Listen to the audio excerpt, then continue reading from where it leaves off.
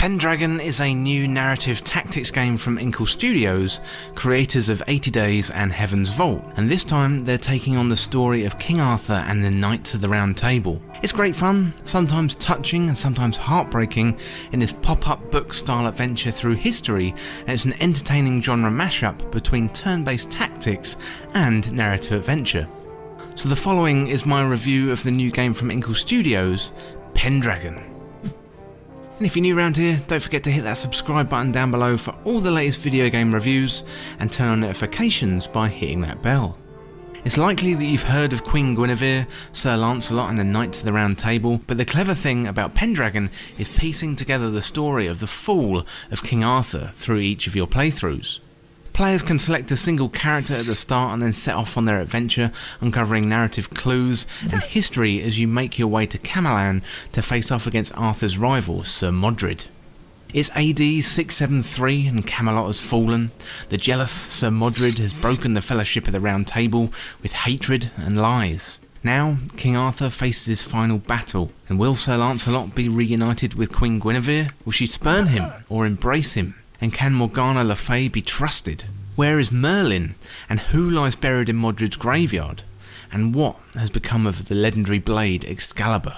Secrets are going to be uncovered, hearts are going to be broken, people will die, but maybe, just maybe, King Arthur can be saved.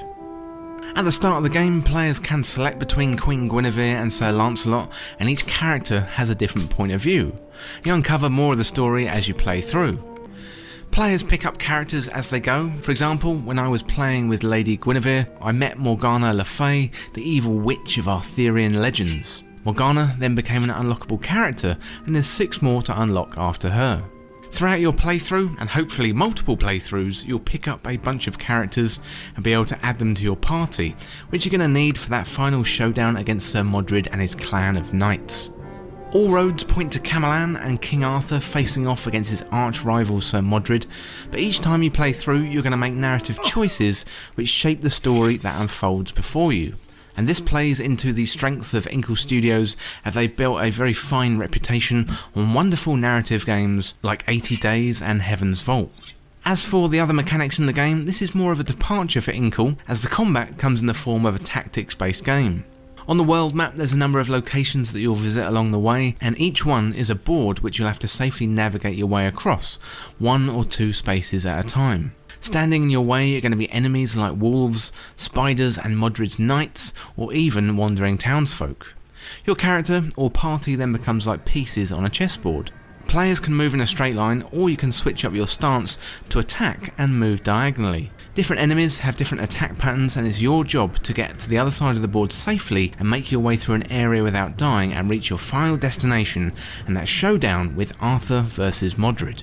At the start of the game there's a nice tutorial taking you through the basics like moving, attacking and complementary mechanics like the morale meter and rations. If you get in a real sticky situation then you can flee, but beware, this doesn't always work and you could be caught in a very deadly situation. As you make progress you'll pick up new skills and abilities like being able to push forward and gain an additional square, or powerful skills like skewering 2 opponents in a line. The tactics elements have been boiled down to the bare essentials, which makes the game very accessible, but that doesn't mean the game is easy by any stretch.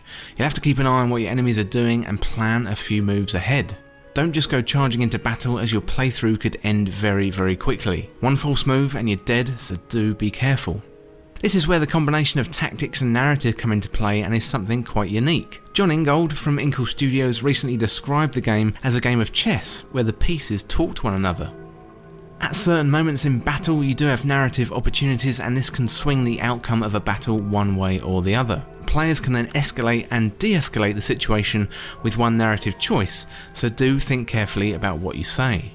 The battle mechanics are easy to understand, and if you're well versed in tactics games then you'll likely take to this like a duck to water. Combined with attacks and movement you've got the morale meter, and if you play defensively then your morale is going to go down. And it's wise to keep morale high, as it will allow you to unlock new abilities in battle, so try and balance the morale and keeping it on the higher side. You don't want to be backed into a corner with low morale only to find a move that could save you as disabled due to low morale, and believe me, I know. Rations are key to keeping healthy and ready for a fight throughout the game, and as the days unfold in your playthrough, you'll need to rest, and rations will help you replenish that health, making sure you're ready for the fight. Replayability definitely comes to mind when I think about Pendragon.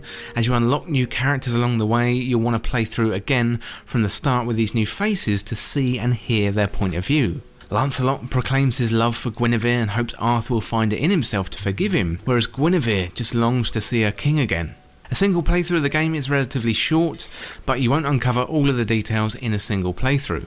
Each time you start a new playthrough, the board is randomised, so you're going to get something new each time you play, whether that be unlocking a new playable character or finding one of the many hidden secrets within Pendragon. Finding out what Merlin's up to, as well as the legendary sword Excalibur, was high on my to-do list. There's plenty of great secrets in the game, and they'll keep you coming back time after time. There's something about this combination of tactics and replayable story I really enjoyed with Pendragon. I vaguely knew the story of King Arthur and the Knights of the Round Table, but uncovering it through this series of different character perspectives is super fun, and the gameplay and mechanics are really enjoyable too. I found the game quite tricky, but I'm not a huge tactics game player, so experts in the field may have much easier time of it than I did. There are three main beats to the game: tactics, narrative adventure and Arthurian lore. If you're interested in any of these or a combination, then I definitely recommend Pendragon to you. The game is charming with a beautiful pop-up book style artwork and excellent music, so it's a pleasure to play through again, and you'll want to as the characters are lovable and interesting. Successful playthroughs unlock higher difficulty tiers, so the more you play through, the better you're going to get, and you have the option of ramping up that challenge. The overall visual design, from the way the narrative unfolds to the clean UI, clearly explaining what's going on, is a massive strength of the game, and is beautiful too. So I definitely enjoyed my time playing Pendragon, and I would definitely recommend it to you. So the developer was Inkle Studios. It's available on PC via Steam and GOG, and you can check out the links down below to those stores, and it was released today on the 22nd of September 2020. And I have to send a shout out and thanks to Inkle Studios for providing a review copy of the game.